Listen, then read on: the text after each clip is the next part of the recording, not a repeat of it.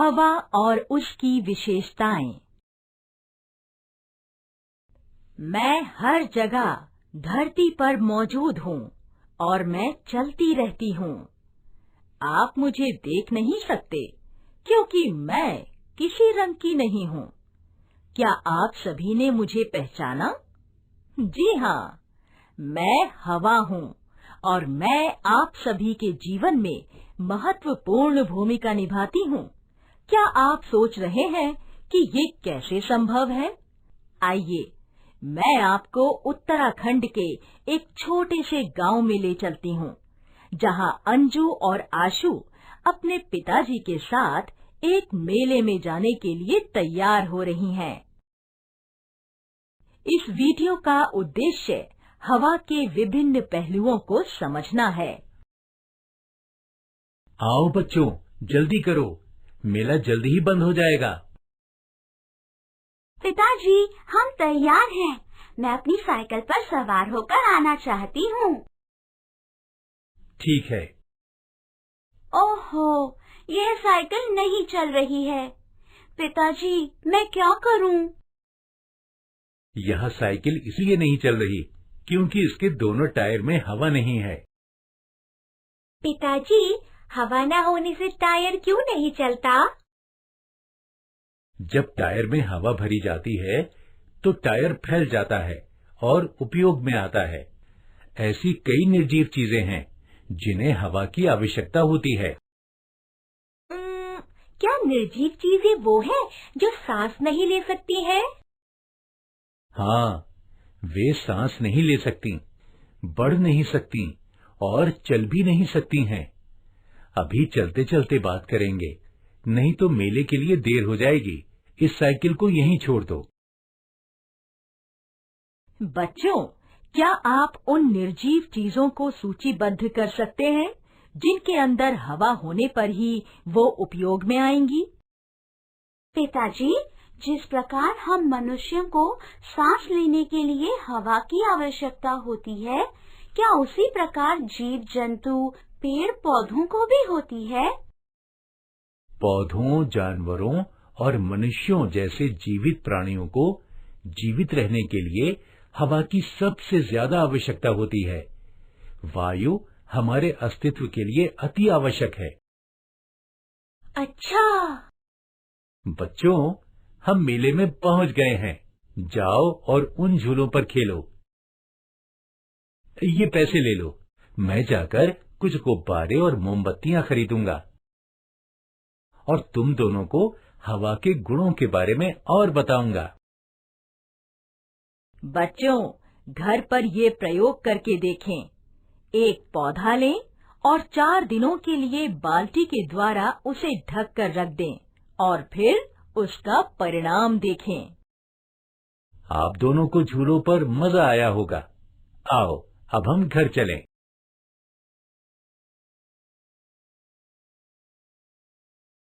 पिताजी, घर आ गया।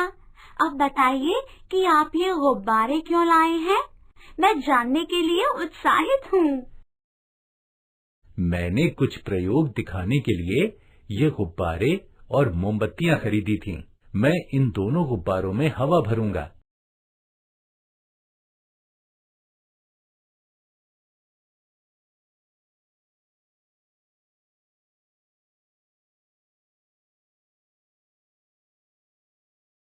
क्या आप देख सकते हैं कि जब हम इनमें हवा भर रहे हैं तो गुब्बारे आकार ले रहे हैं? यह क्या दर्शाता है? क्या आप दोनों में से कोई मुझे बता सकता है? मुझे सोचने दीजिए।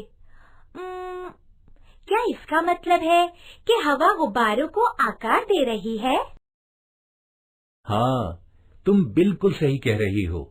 हवा के गुणों में से एक यह है कि हवा जगह को घेरने के साथ चीजों को आकार भी देती है। मैं अब इस छड़ी के दोनों सिरों पर एक एक गुब्बारा बांधूंगा और इन दोनों को संतुलित करूंगा। इसके बाद मैं एक गुब्बारे को सुई चुभाऊंगा। आपने क्या देखा? ये क्या है? एक गुब्बारा तो फूट गया, लेकिन छड़ी उस तरफ क्यों झुक गई जहाँ गुब्बारा नहीं फूटा था? सही कहा। यह हवा का अगला गुण है। हवा में वजन होता है। यह गेंद, गुब्बारे, टायर जैसी वस्तुओं को भरती है और जब हवा इन वस्तुओं को भरती है तो इसका वजन अधिक होता है। अरे वाह! बच्चों, आप मुझसे संबंधित बहुत ही रोचक प्रयोग देख रहे हैं। क्या आप किसी प्रयोग द्वारा यह साबित कर सकते हैं कि मैं जगह को घेर लेती हूँ? अब हम वायु के अगले पहलू पर चर्चा करेंगे। क्या आप अनुमान लगा सकते हैं कि घर, जंगल, कागज आदि आग लगने पर क्यों जलते हैं? और इस आग को बुझाने के लिए क्या किया जाना चाहिए? अंजू, क्या तुम मुझे एक गिलास दे सकती हो? ये लीजिए पिताजी। मैं अब इस मोमबत्ती को जलाऊंगा जिसे मैंने खरीदा था और अब इस गिलास को मोमबत्ती पर रख रहा हूँ। आपने क्या देखा? आग बुझ गई, पर क्यों? तुम बिल्कुल सही हो। आग बुझ गई। वह इसीलिए क्योंकि जलाने के लिए हवा आवश्यक है। जब हम मोमबत्ती पर गिलास डालते हैं तो हम हवा की आपूर्ति में कटौती करते हैं, बल्कि ऑक्सीजन की आपूर्ति करते हैं। इसीलिए मोमबत्ती ने तुरंत जलना बंद कर दिया। इसका मतलब ये है कि जलने के लिए हवा की जरूरत है। हाँ, हवा जलने में मदद करती है। जिस क्षण हम हवा की आपूर्ति काटते हैं, उसी क्षण वस्तु जलना बंद हो जाती है। वायु एक चमत्कारी चीज है। हाँ, तुम सही कह रहे हो। यह कहा जाता है कि सभी ग्रहों में से सिर्फ पृथ्वी पर जीवन है, क्योंकि यहाँ हवा और पानी है। और हवा की क्या विशेषताएं हैं? जैसे मैंने कहा, हवा जीवित चीजों के अस्तित्व का कारण है। गैसों के अलावा हवा में जल वाष्प और पराग शामिल हैं। मुझे लगता है हवा में जल वाष्प होता है जो बारिश का कारण बनता है। हाँ, तुम सही कह रही हो। वायु इसके साथ पराग लाती है जो फैल जाती है और वनस्पति और नए पेड़ों के जन्म के लिए जिम्मेदार है। बच्चों, कुछ मजेदार चीजें हैं जो हवा के बारे में जानने की जरूरत है।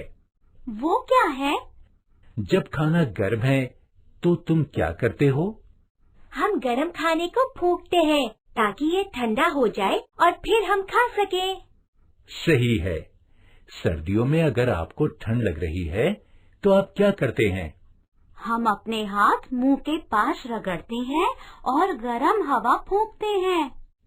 बिल्कुल सही। इस मामले में आप अपने हाथों को गर्म करने की कोशिश कर रहे हैं। यह अजीब बात है। एक बार हमने चीजों को ठंडा करने के लिए हवा को फूंका था और एक बार हमने चीजों को गर्म करने के लिए भी हवा को फूंका था। इसका क्या मतलब है? ऐसा क्यों होता है? क्या इसका मतलब ये है कि हमारे मुंह से गर्म और ठंडी हवा बहती है? नहीं, वास्तव में आपके मुंह से निकलने वाली हवा का एक ही तापमान होता है जो आपकी इच्छा के अनुसार नहीं बदल सकता है। ऐसा क्यों होता है? हमारे आसपास की हवा हमारे फेफड़ों की हवा की तुलना में हमेशा ठंडी होती है।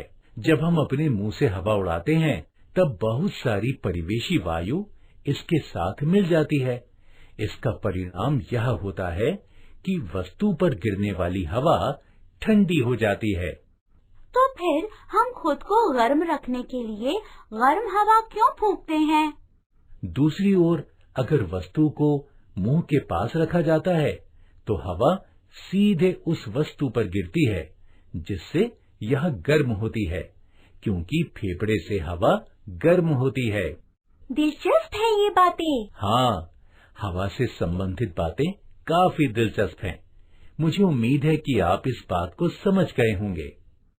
जी पिताजी। ठीक है, हम इस छोटे से प्रयोग के साथ हवा पर चर्चा को खत्म करेंगे। आशु, इस गिलास को लो, अपने मुंह के पास लाकर खींचो और अपने हाथों को हटा दो। अब आशु, अपनी सांस छोड़ो और देखो क्या होता है। गिलास नीचे गिर गया। बिल्कुल। क्या आप जानते हैं क्यों ऐसा हुआ? इसका कारण यह है कि जब कांच के गिलास से हवा मुंह से खींची जाती है तो बाहर से आने वाली हवा गिलास पर दबाव डालती है और इसे मुंह में फिट रखती है। यह साबित करता है कि वायु दबाव बढ़ाकर डालती है। हवा के इस गुण का उपयोग होली के दौरान पिचकारी का उपयोग करने के लिए किया जाता है और डॉक्टर द्वारा एक इंजेक्शन का उपयोग करते समय भी किया जाता है। क्या कमाल का गुण है।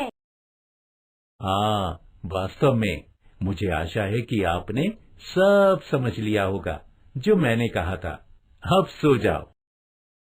इन प्रयोगों के लिए धन्यवाद पिताजी और शुभ रात्रि। बच्चों, मुझे उम्मीद है कि आप सभी ने इस वीडियो का आनंद लिया होगा, जिसमें मेरे यानी वायु के गुणों और उपयोगों के बारे में बताया गया है। अगले वीडियो में हम वायु प्रदूषण और इसे नियंत्रित करने के तरीकों के बारे में चर्चा करेंगे।